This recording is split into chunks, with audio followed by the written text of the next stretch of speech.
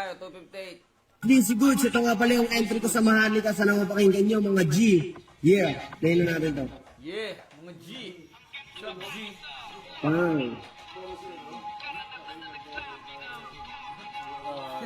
Di pang karaniwan ng taktika.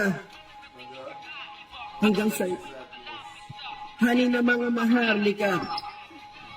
Suntok sa buwan na manalo sa kompetisyon. Ngunit kailangan kong galingan para makuha ko ang iyong atensyon. Di ko kailangan na bilisan para pandinig mo ay maliwanagan. Na mapakinggan ang mga sinasabi ko dapat lamang sa listahan ng mga magagaling. Di ko kailangan na magpatinag.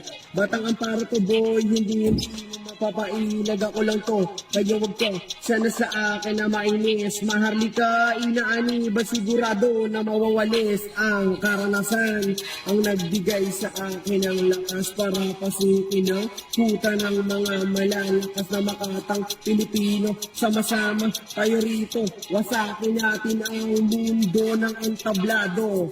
Batang amparo di mo kaya na matibag kahit pa ibalibag ang mga letra ng naisulat ko sa mga lumang aklat. Di ko pwede nasukuan mga pangarap subukan hanggang sa matutunan kung paano lumunok ng pangarap sa sarili mong kasipagan. Huwag kang magpapadala sa mga sinasabi ng mga kupal sa kalsada dahil kahit kailan ay hindi ka nila madadala sa kaginawaan kailan sa pagtakbo at huwag mag-iisip ng negatibo. Hindi na kaya pigilin ang sarili, tula ay isa puso. Di ko pwede nasukuan, kahirapan na iwanan.